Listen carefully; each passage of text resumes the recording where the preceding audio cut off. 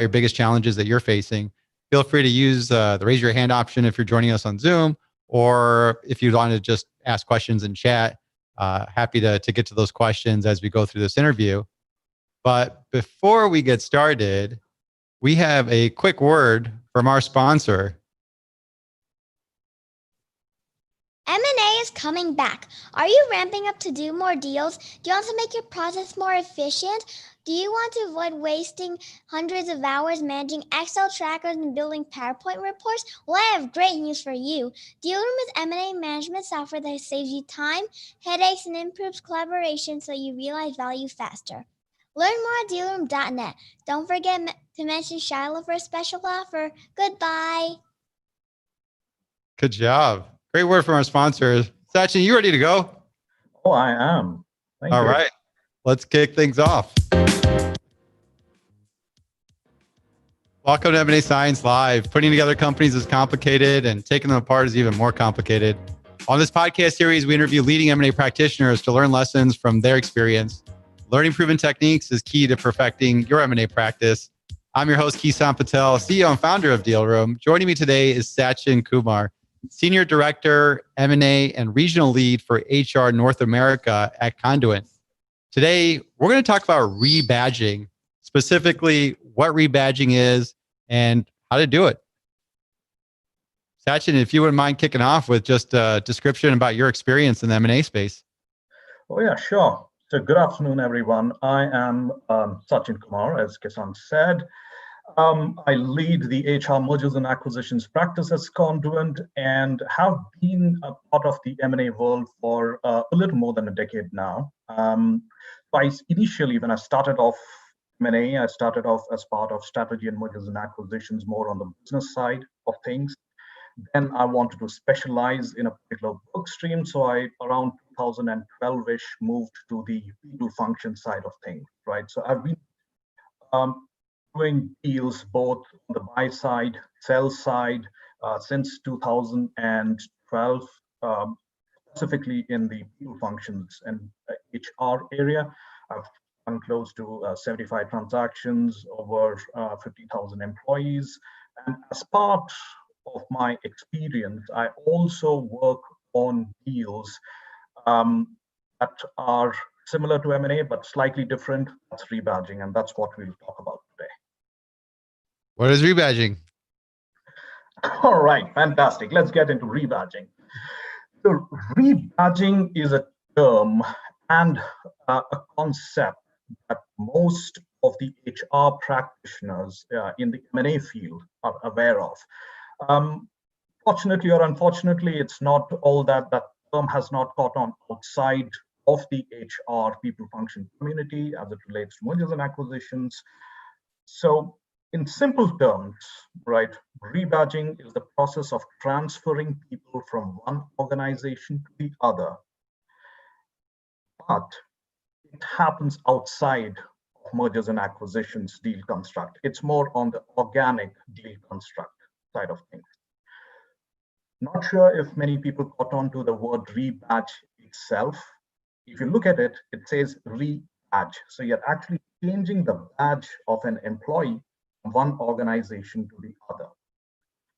So strictly speaking, again, purely from a people functions perspective, all the processes and activities that one performs in the HR function or rebadging is very, very similar to the asset transfer, asset purchase side of mergers and acquisitions.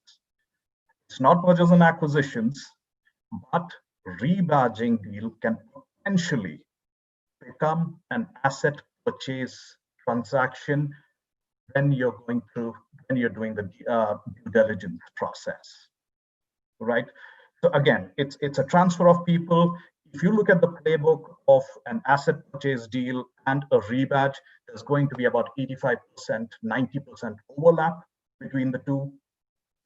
There's a 10% difference, but I would attribute that more to the difference in a deal construct itself. So that makes a lot of sense. Fundamentally speaking, you wouldn't contrast it like a stock sale. It's more of an asset sale because you have to re-onboard all the people. Absolutely, right. And that's why there is a similarity between a rebadge and an asset purchase, right? If you look at it, and now let's look at stock purchase and the asset purchase, right? In a stock purchase kind of transaction, again, purely speaking from HR perspective, you're not required to roll out an offer to the employee, right? You may or may not. It's a good practice, best practice, right? Because you have actually bought the company itself. If you look at the asset purchase side of a transaction, as an HR person, you will be rolling out an offer, and the employee has the choice to accept or reject or decline that particular offer. And that's very similar in the rebadging world, right? And we can get into the details when we look at similarities and differences between these transactions. But essentially, that's where you kind of compare rebadging with an asset purchase. Got it. Can we talk about the industries? Does this sort of happen in some industries as opposed to other? Oh, yeah, absolutely. And so if you would have asked me this question maybe 10 or 15 years back, right, I would have probably had a different answer. But now I can almost tell you that, if it cuts across all industries, because we are at a point right now where all the industries have had some sort of an exposure to outsourcing. And that's the key word here, right? It's in a way you're outsourcing your processes, your technology be managed or maintained by a partner, right?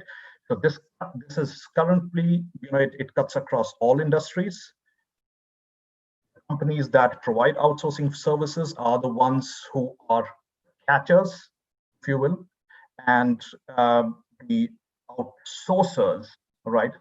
The company that's outsourcing is really the client here, and that's where the difference lies between M&A and rebadging kind of a thing at a high level. Gotcha. So it's really not particular to any industry. It's more about the outsourcing aspect, which can essentially now it's any industry. Yeah, exactly. It cuts across all industries now. Now, it's a different question if all the companies that outsource, would they actually take the rebadging route?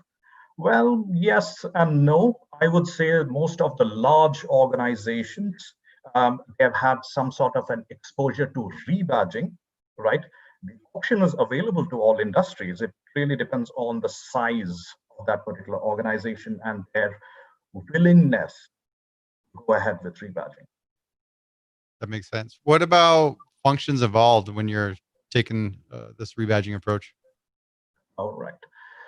So, in order to understand the functions that are involved, right, let's just press a pin there, take a few steps back, because we need to understand the deal construct, right?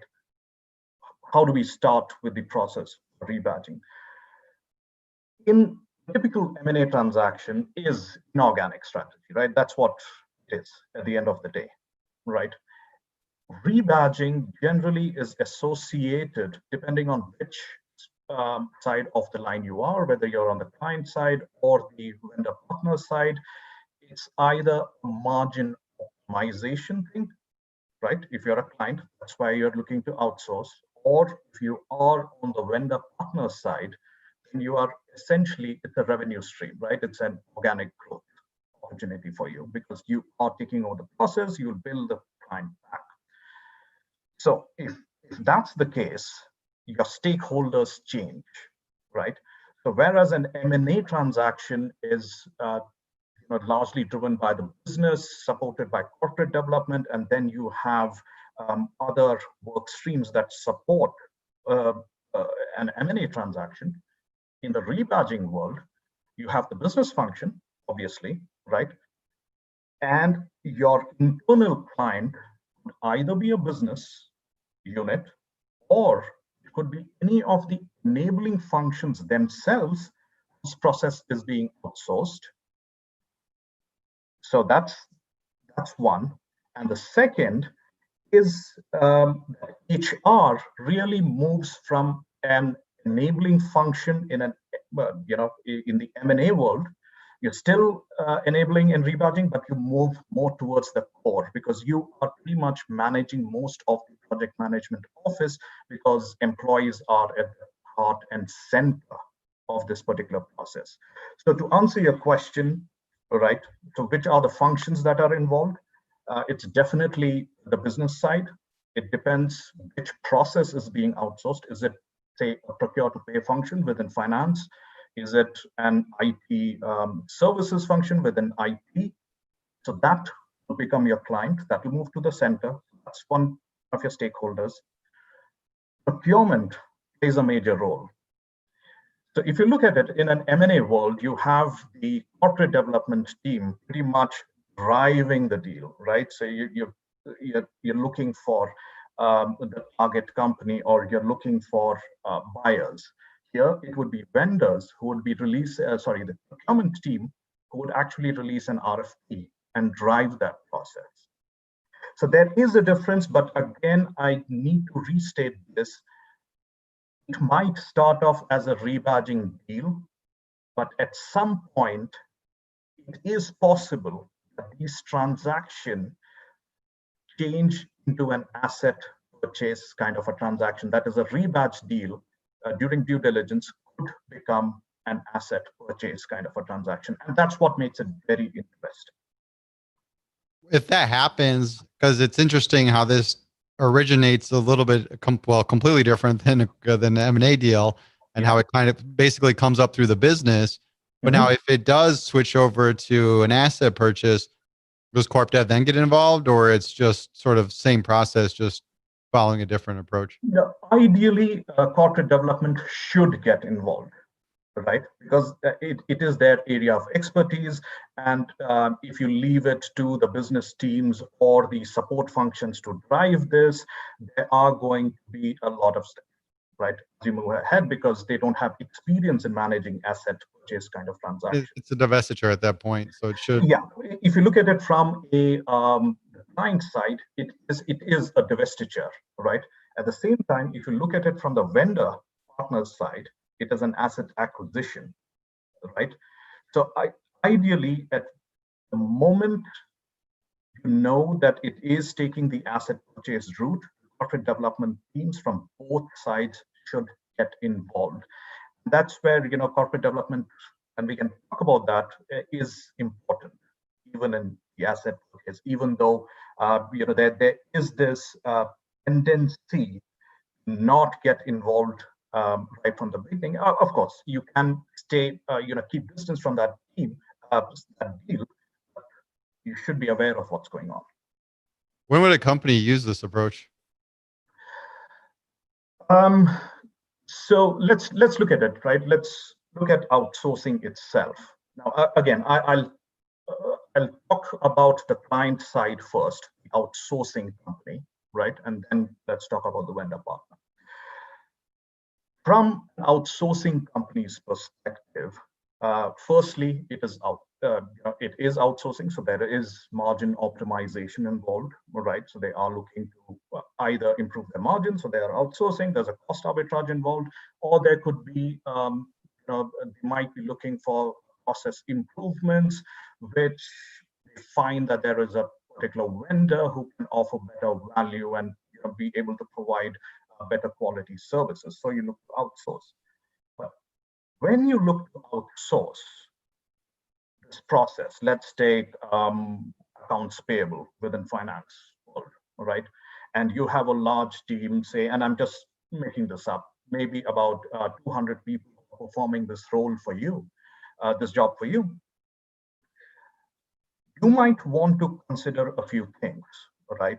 As the company that's outsourcing. One, is the vendor capable of ramping up resources within that short span of time so as to not disrupt my day-to-day operations? B, is there going to be a drop in SLAs as a result of this? Because if you're outsourcing, your outsourcing partner is going to hire from the market, right? And there will be a learning curve out there. And C, once this process is outsourced, what do I do with these 200 odd employees, right? Are they going to be in the RIF bucket that's being made redundant or reduction in force? Not. All these three things considered, rebadging becomes a good option and an opportunity, right? So if I am outsourcing, if I'm outsourcing my function, I would say, look, I can rebadge these employees over to the vendor, and I have a few, positives there, right? Firstly, I know that my process is going to be managed by people who already know, have the tribal knowledge, manage that process. B, I don't have to lay these people off, technically speaking, right? So my market reputation, so there's that reputational risk that's covered, and I'm ensuring that the employees that worked with me for X number of years are being taken care of, because in the agreement that or the contract come up with, I negotiate and discuss with the vendor, I would put in those clauses, just like an asset purchase, about what happens to their compensation, benefits, so on and so forth. All right.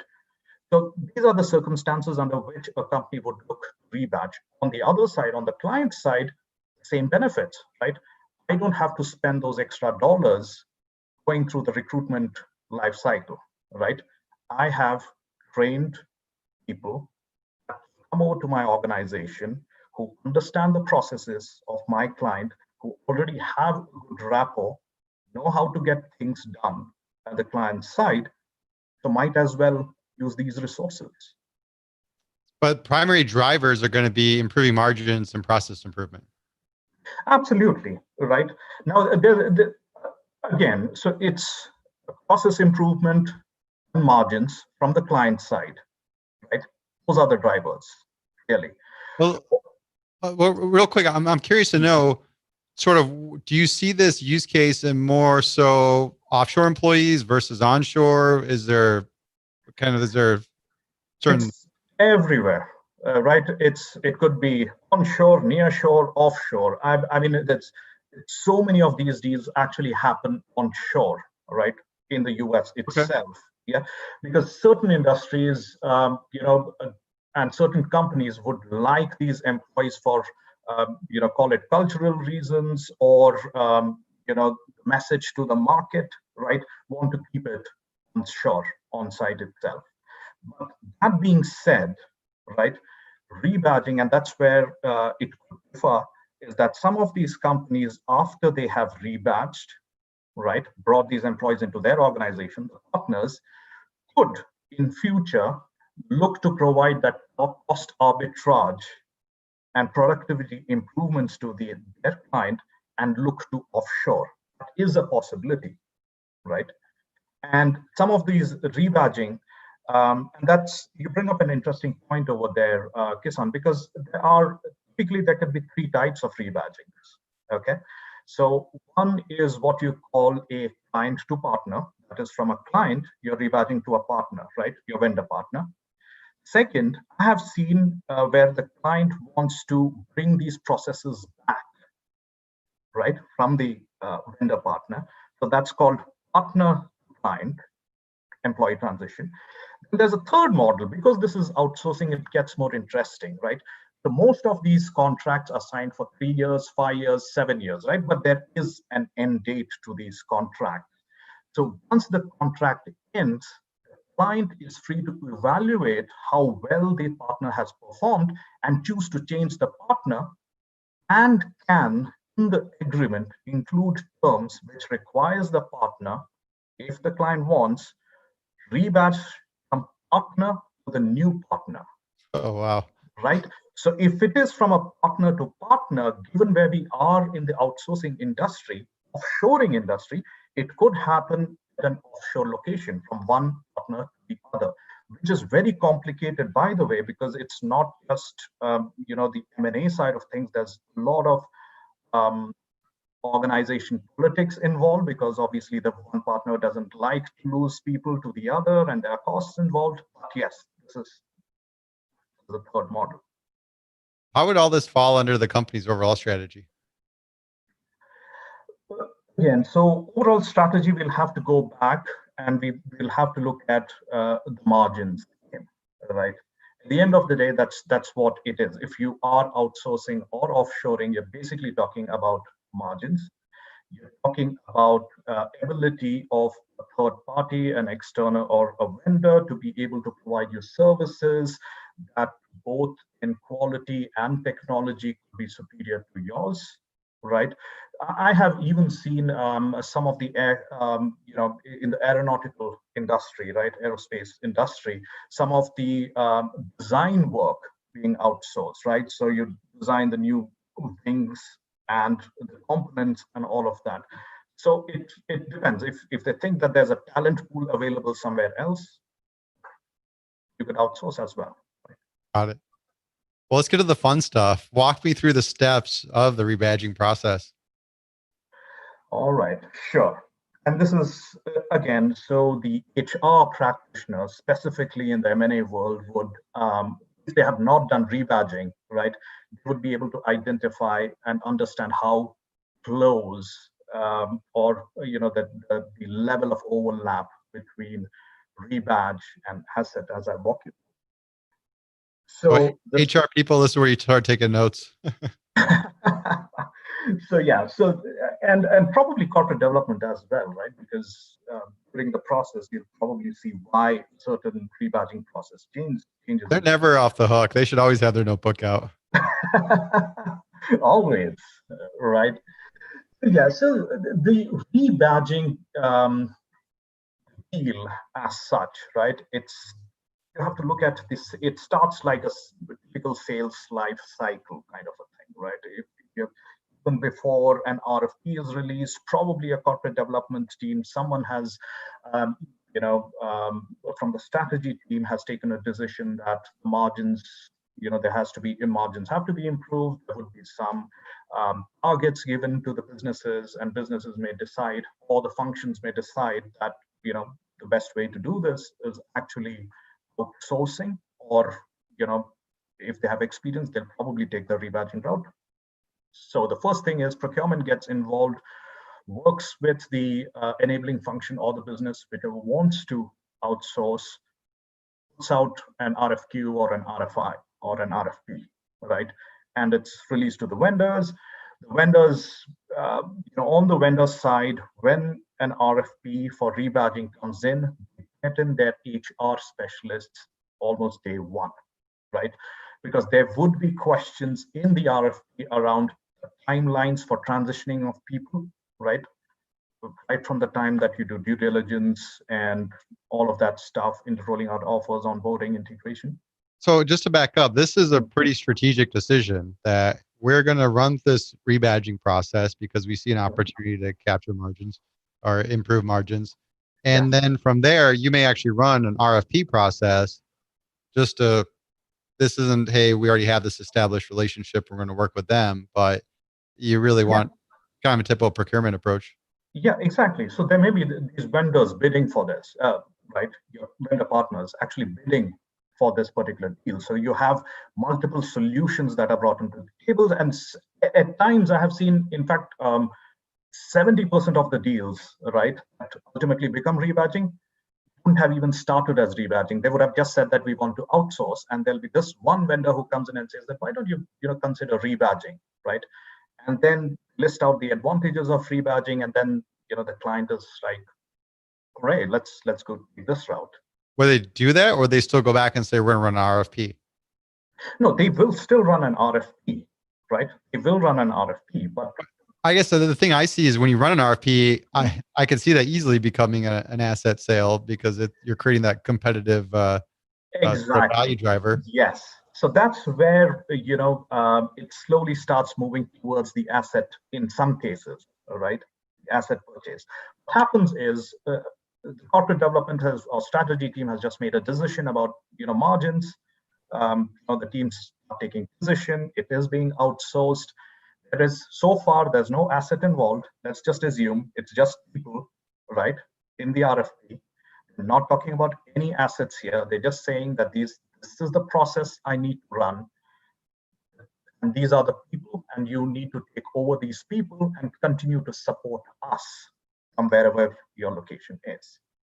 Now, what happens next? HR has provided the solution. I mean, responded to all the questions that the client has. Think of it more like a pre-LOI stage, even though it's not exactly that in the M&A terms, but you have actually had those discussions, and then the client says, okay, let's go ahead with the due diligence.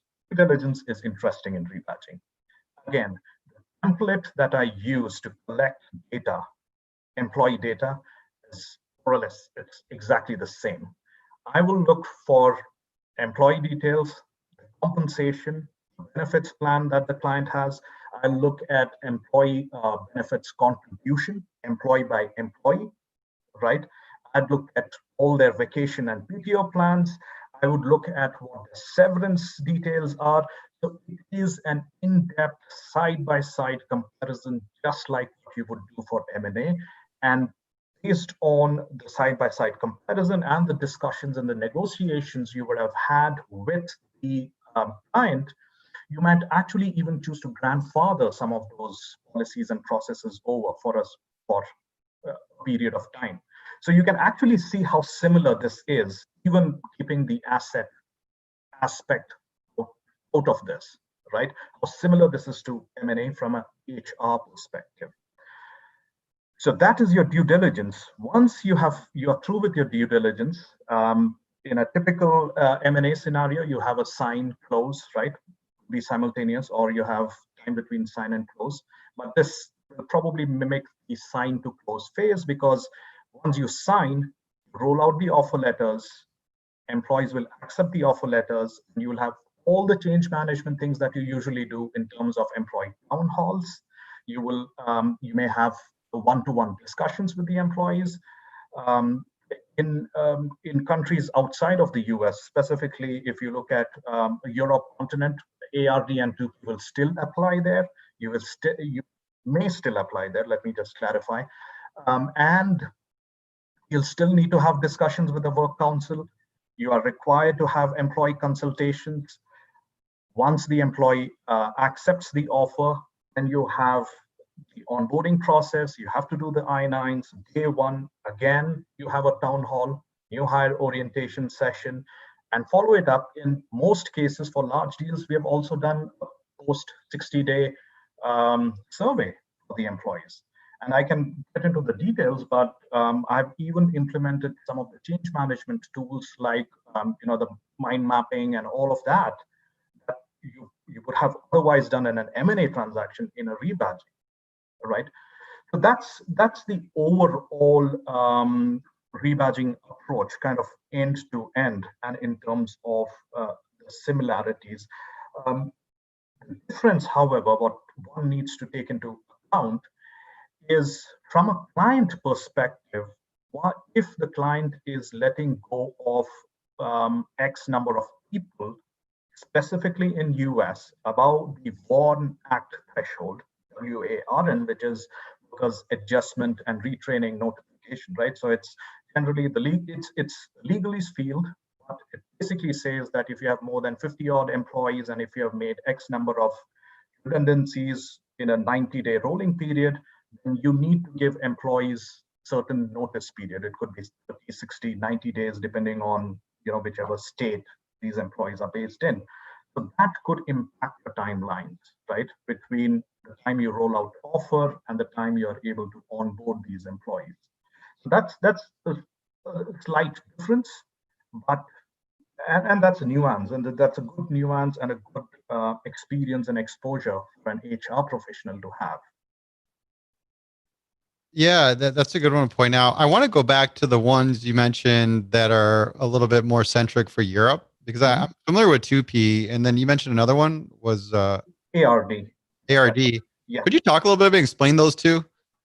Yeah, sure. So, I'm obviously not an expert in that field. It's a legal domain, but I can talk to you about that in probably a 30,000 feet level, right? So, in Europe, most of the countries that are associated with the European Union in specific, even though even the non-EU countries, some of them have something similar, have ARD, which is the Acquired Rights Directive, and UK has something different called 2P, which is transfer of undertaking protection of employment.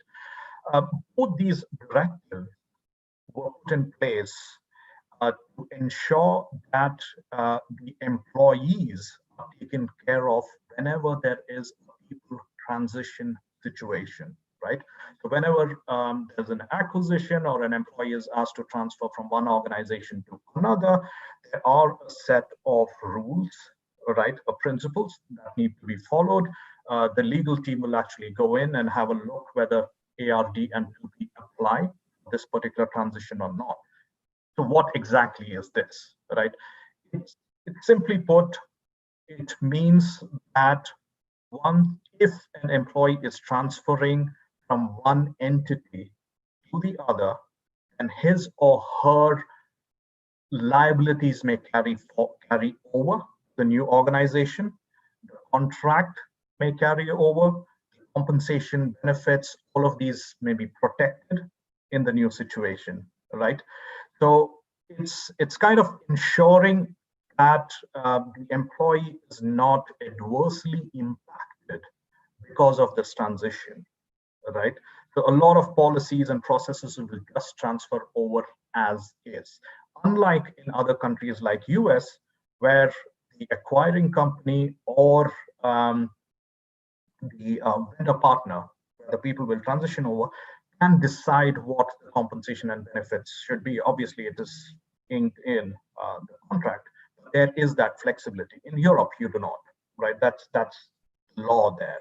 And of course, as part of ARD and 2P, there's also discussions that need to happen with work councils there, right? For every transfer that happens, there have to be employee consultations as well. So it's a far more complex process in Europe than it is elsewhere. So in Europe, it's a lot harder to squeeze people and go on a firing spree than it is here. There you go. You can put it like that. Absolutely. Or they have certain regulations to make sure a big corp plays nice. Yeah, exactly, right. So and that's where even in an M&A situation, right, or rebadging situation, the moment you know that there is a people transfer involved, you need to let work councils know that there is going to be a people transition, and they will obviously come back with you with a set of questions, including what was the rationale for this deal. Why do you think their employment will be protected? Are there any scenarios under which they will be made redundant in X number of days, months, years? Is their seniority carried forward? Most of them, I mean, you do carry forward, right? Whatever the compensation benefits and policies are in most cases. Yeah. Okay. That's good to know. So that's not part of the strategy, is just to slash the people and squeeze them. So just to back up and recap the steps, we decide to do rebadging. It comes up as a way to sort of improve margins and process. And from there, we're going to run an RFP, make it a competitive process. And as you go through that, part of it's developing a master service agreement. That is correct. Now that's something you're working towards. Instead of a purchase agreement, it's sort of the service agreement you're developing. Yes. While that happens, now that's not signed. You go through diligence. Correct. Which is very similar to typical HR's approach to any other people diligence, side by side comparison, etc. Yes. And then you're developing your offer letter that you mentioned that you roll out. That is correct. So now that post signing your MSA. Yeah, so the offer letters, obviously, the deal has to be inked before you can roll out the offer letters.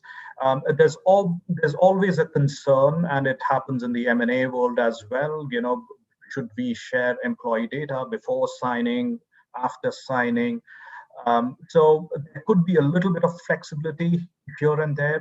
So pre-sign of the MSA, the clients do share employee data, but it will be masked, right? But it should be good enough for us do a detailed due diligence. So there'll be no PII, for example. It'll be just compensation benefits kind of stuff.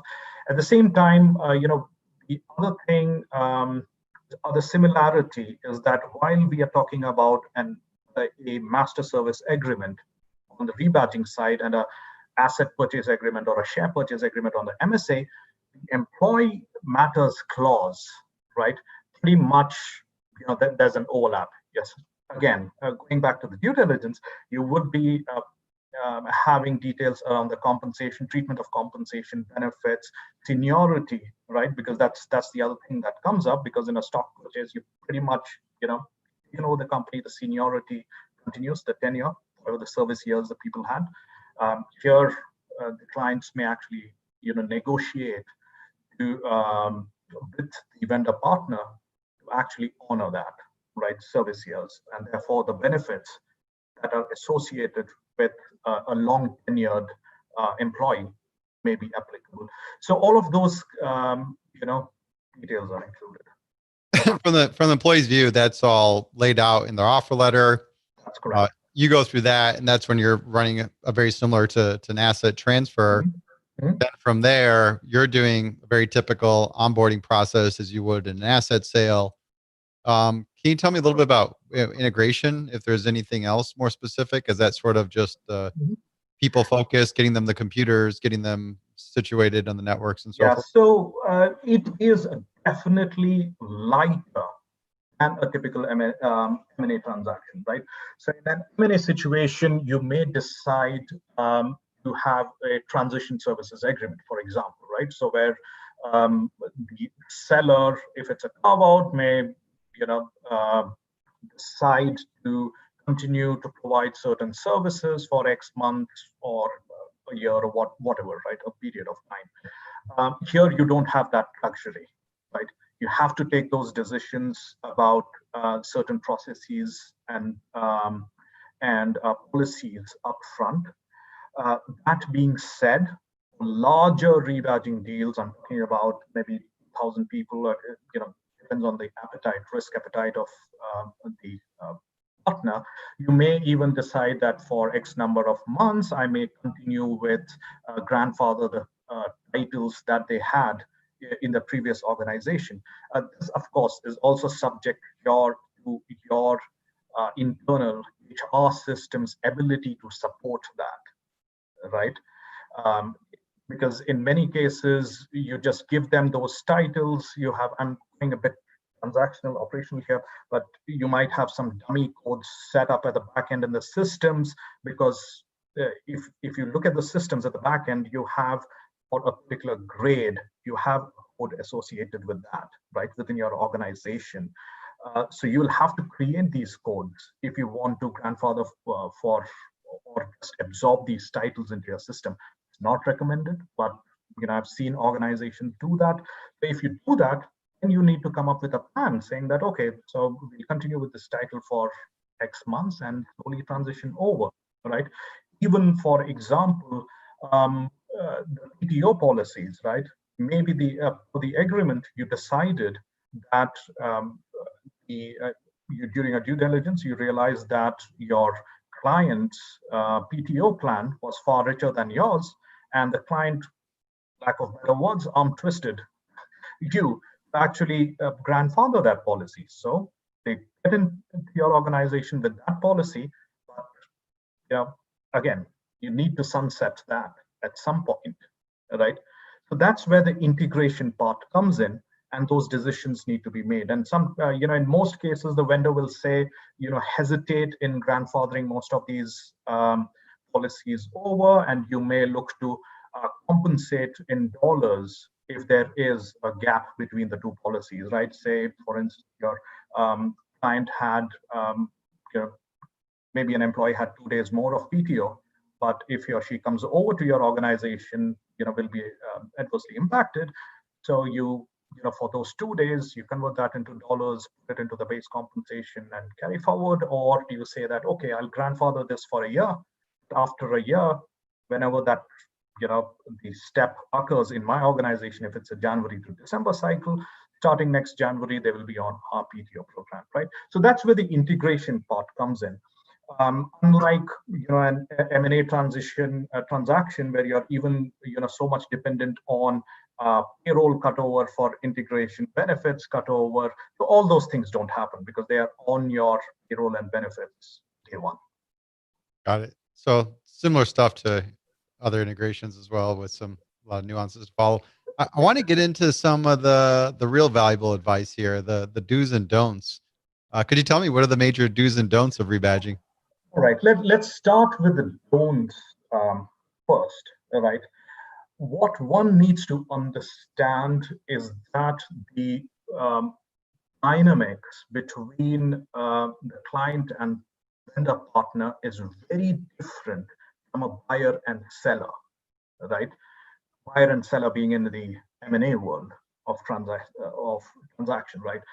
In a buyer and seller world, once the deal closes, I mean, there's no relationship beyond that. I mean, you're on your own. Maybe there is a TSA in place, and one might support the other through X months or a year, right? And till then, that's the only dependency you have. But on the rebadging side, you have a client and partner. It is a different dynamic. You are going to be working, if you are a vendor partner, you're probably going to provide those services to the client for 2, 3 years, 5 years, 7 years, whatever the period of your contract is. And you have to build that relationship right through that period. And that foundation of that relationship is really built during the time that you have, when you are putting those agreements together, right? That's where both the client and the vendor partner has to understand that it has to be a win-win, right? I'll give you a few examples where the clients have really tried to arm twist the vendor into agreeing certain terms which could create legal issues, right? So the client, because they are transferring these people over to a vendor, would obviously want to make the employees or people believe that they have been taken care of, and the client, the original employer, has taken care of all the compensation benefits, all the requirements of the employees, and pretty much also maintains a control and a say in whatever the day-to-day functioning is. Example, there was one a few years ago. I worked on a deal where the initial master services agreement that we received, the client basically said, look, these people are transferring over. You have to have the target bonus as per our policies for at least the next 2 years, and we will decide what the bonus should be paid to those employees, right? And then there would be there was another clause which came in where they said that we will decide, you cannot fire these employees or reduce the workforce without our permission, whereas we can tell you that we no longer want this particular person in our organization. Now that, obviously we didn't go through any of these, but you have situations of co-employment that comes in.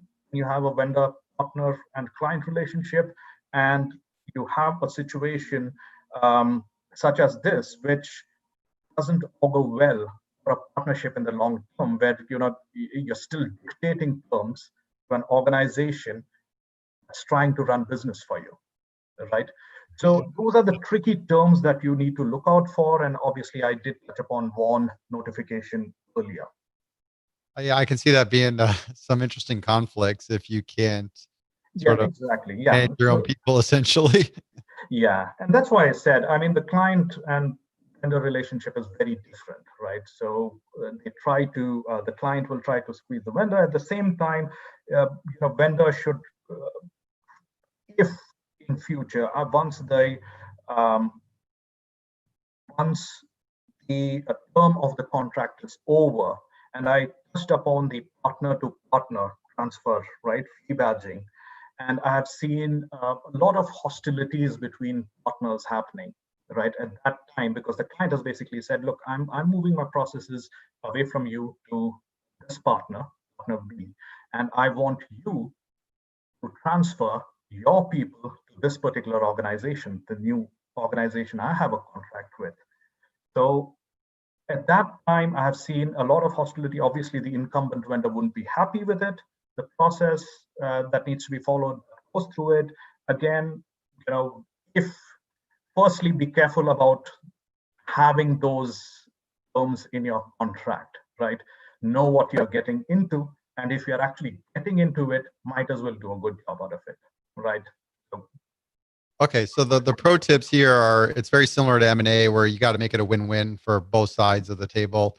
And in terms of where things can go wrong, obviously it's just having some terms that aren't mutual and, giving one power to one side and so forth. yeah, Um, exactly. what else have you seen that maybe sounded like it was good in the beginning, but then turned south in terms of hey, this went wrong, or we thought this would go well, but kind of curious what Yeah. other don'ts are. Yeah, I think this really goes back to the time, and this happens in M&A also, right? In valuation terms, you look at the valuation, the synergies, and you think that it'll go one way, but it heads the opposite way, right? So similarly, when you are bidding for a deal more from a vendor partner perspective, you believe that you would be able to maintain certain margins and you would be able to provide certain productivity improvement and so on. And it's unfortunate, but sometimes what has also happened, and these are probably the larger deals, you get the good and the bad. You get the department that's not functioning all that well, right, being rebadged into the vendor world, and then the vendor is left to run the operations for the client. By the way, the employees who transitioned over aren't the happiest because they have been transferred over to a vendor. That means the client has messages, we didn't want you. And then you have also inked a situation, somewhere in your contract that you can't, you have to retain these employees for X number of months, right? And then the relationship starts going. So, Right. so if you acquire the people, you can also acquire the people problems. Exactly. But So how do you rebadging defend is that? I not. mean, is there something in diligence you could do to sort of have that people discovery? People always Um, talk about culture. yeah, so that's tricky, right? More from a data privacy and compliance perspective, most clients don't like to share performance reviews or performance ratings for last 3 years or how many people are on the performance improvement I'm plan. doing this deal and I can't even get performance reviews. What do I get? Do I get a culture assessment? Is there anything I can get Yeah, in there? so that's the tricky part with rebadging, right? So even if they give you, there will be like, okay, you don't have an option, you can't cherry pick. This is the department, this goes as is, Yeah, right? so I'm basically looking at a table of data at this point. Maybe you'll Yeah, tell me how long they've been there and how much comp they're getting, but other than that, I really don't know much. yeah, exactly. And that's where I said that the the dynamics is very different, right? In case of an acquisition, you can still go back saying that, hey, I'm paying you X dollars, right?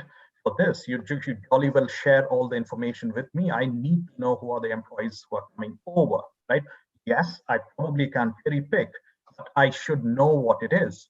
But in a rebadging scenario, it's the client who says that, look, I'm giving you the process, you're getting the revenue from me. This is what it is. Deal with it. So I'm not even able to talk to key people. You may or may not be able to talk to the key people, but it's really the people who are maybe who have performance issues that will not be highlighted to you. Got it. So there's some dust and bugs under the rug. And Exactly. So it could get tricky, but again, this is not to say that it all happens all the while. There may be one or two cases here and there, deals where it would have happened, but these are real issues when you rebadge. these are great ones. Is there anything else that you can think of? Maybe some sort of other do's Uh, and don'ts? Yeah, from the do's, I think that's it. From a do's perspective, I really think if you are an HR M&A practitioner, I think you should try to implement change management tools that you have typically done in an M&A transaction, because it's always great, right? Because M&A, you tend to welcome people with a big bang, with all the razzmatazz and all that stuff. And I think these employees deserve that as well. And, go ahead and try to implement. And as I explained, there's so much similarity between the two that you can actually do it. Cool. What's corporate development's role in rebadging? All right, that's an interesting one, right? So, as I said, if it is a large enough deal, say something like 2,000 employees, right? So it's definitely going to have some sort of a margin impact, right? If it's being outsourced. And it's highly likely that the decision was taken by someone from the strategy team. Now, from a corporate development perspective, it is understandable if you're not close to it because the business is pretty much running it, outsourcing. As I said, it goes through the vendor bid process, and you're looking to rebadge. It's probably you'll say, "Hey, this is business as usual. I've decided what the strategy was, and it's being implemented." But I have seen several deals going back to the point during due diligence, and I'll give you an example where suddenly the rebadging deal turns into an asset purchase. I'm talking about a 2,000 employee deal where during due diligence, obviously from the vendor side, you had people who are looking at real estate because you have to accommodate 2,000 people. You're looking at technology because at the end of the day, that the client said that I have certain IP and that you have to use my systems, my technology. And then it came to a point where they said, because of data privacy concerns, I want you to operate from this particular facility and use this particular equipment. So when they started doing the due diligence, they realized that, hey, we probably have to,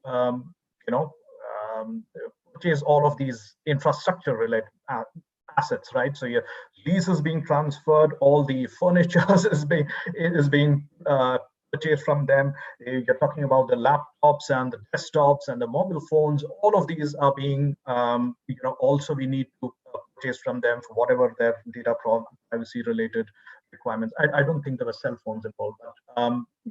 So all of a sudden, this was a pure rebadging deal that became a asset purchase deal. And when that happens, the problem is corporate development has probably at the point that RFP was released, decided not to be involved in this. Now you have a situation where this has become a asset purchase deal, and you don't really have the know-how with the business team how to manage an asset deal, right? So then you try to get in the corporate development folks, and it's like you can't really push the timelines because the bid was made assuming that there will be some sort of a revenue recognition that happens in the vendor's book for the year in which the transaction actually happens, right? So then they're like, drinking right from the hose, right? Too much of information, too late. So I think corporate development's role, if it is such a large transaction, while it's okay to say that, I'll let the business function run with it, I think they should still continuously monitor, because coming in late in the day, you may be a superstar, but, it comes with its challenges, right? You'll probably not be able to create jobs. So keep them aware from the beginning and sort of cue them up in case they do get more involved. Yeah. Cool. Especially the large deals, right? The smaller ones can be managed, but if you know that it's going to have a significant impact on your margins, then might as well. What's the craziest thing you've seen in M&A?